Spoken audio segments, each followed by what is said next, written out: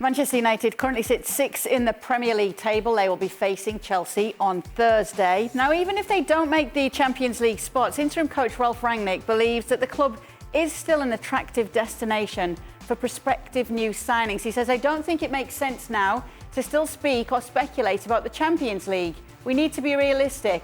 The club is an attractive club, and with a new manager, a new approach, and the way he wants to play, this is still a massively interesting club. Ian, do you agree with Ralf Rangnick? Well, it's a massively interesting club because it's one of the biggest clubs in the world and there are stories breaking every day. But it's a club that's broken at the moment. It's a club that's a mess. One of the bookmaking companies in England quoted Manchester United at 200 to 1 against to make the top four after their loss at Arsenal at the weekend. That was a game they might have even won. It turned on, Fernandes missing that penalty at a time when they were on top. Yeah, they equalised, then they may have gone on to win the game. The VAR didn't go for them. It was a better performance. But, they're in trouble now, really. They've got to finish 5th or 6th just to make the Europa League. They could face being in the Europa Conference League. They could, if they finish the season badly, even finish outside the top 7 if Wolves come with a bit of a run late on. So is it an attractive place like it used to be for top players to go without any Champions League football to offer? No, don't think it is, really. The money will be good, but, people would have walked on broken glass to Old Trafford to sign up there a few years ago when Sir Alex Ferguson was in control. But I don't think at the moment it's going to be hard for them to get the kind of calibre of players they'll be looking for. Ali, what do you think? If you were back in your playing days and there was a chance to go to Manchester United, would it be one that you would find attractive? Well, of course, for me, yes. But I'm not top-tier talent. So, yes, I would have gone to Manchester United. Are you kidding me? Yes. But again, I'm not the standard. Manchester United is a club that for years was able to show up in the negotiating table and had the advantage of that name, of that badge, okay, we are Manchester United. Here we go. All right. What do you want from us? This is what we can offer you.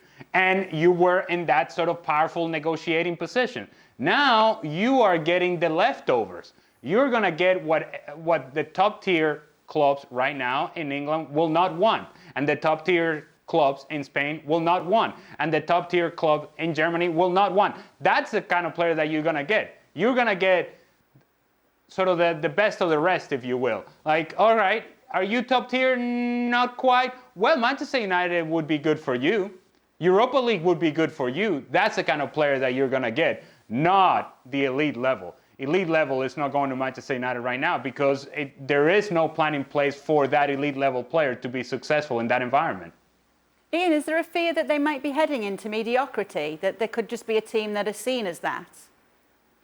Well, Ralf Rangnick said the other day, didn't he, after the Liverpool game, we're 6 years behind Liverpool. I mean, there's a lot of work to be done there. And I hope really from Manchester United's point of view that Erik ten Hag can be the new broom, that he can, get the clear out done that's obviously needed and get the kind of players in that can get Manchester United at least moving back in the right direction again, be in the top 4, maybe not challenging for the title. I don't think they can do that, not in the next couple of seasons anyway, but get the club moving in the right way again because it's, I think it's quite toxic there behind the scenes. It's complicated and it'll take a very good man, I think, to make the kind of clear out and get that club going in the right way, as Sir Alex Ferguson did in the late 1980s. And it took him a bit of time too, by the way. How much trouble are they in, Stevie? Well, considering it's Man United, they're in big trouble. Every single thing that Alejandro said, I agree with. They are now in a different market when it comes to buying players. And so that tells me that it's not... The most important thing for them is not the manager. It's the structure that goes and gets players. And you only have to look at Liverpool to figure that out.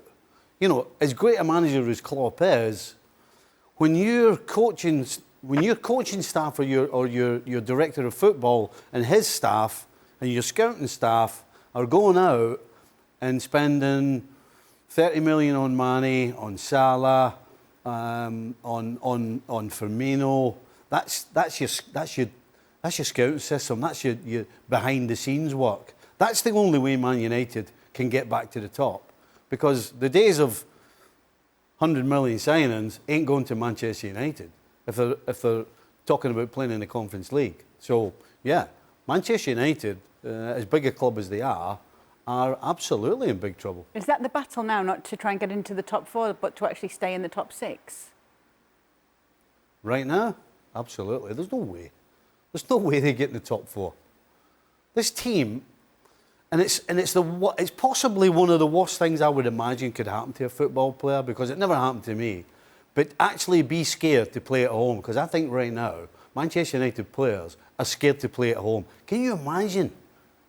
On the bus from the hotel on the way to the game to Old Trafford, you're home and you're scared to go and play there, because I think that's what half of this team is. That's the depths of the problems that they've got. Chelsea obviously favourites going into this one, but Ian, the importance of Manchester United to get a victory after the results that are behind them, it's imperative, isn't it? It is, but I'm just looking at my notes here on this game. They've not kept a clean sheet in their last 8 games now, Manchester United.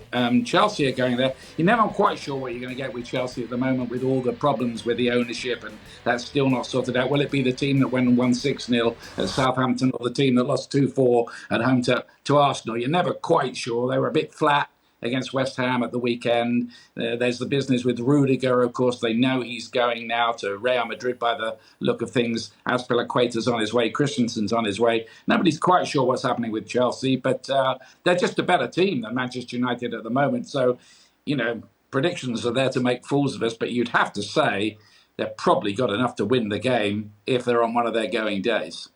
Yeah, and that's without a growing list of injured players as well, it would seem. Ali, are you giving them any chance against Chelsea on Thursday? No, I don't believe in Manchester United because they don't believe in themselves. So why would I?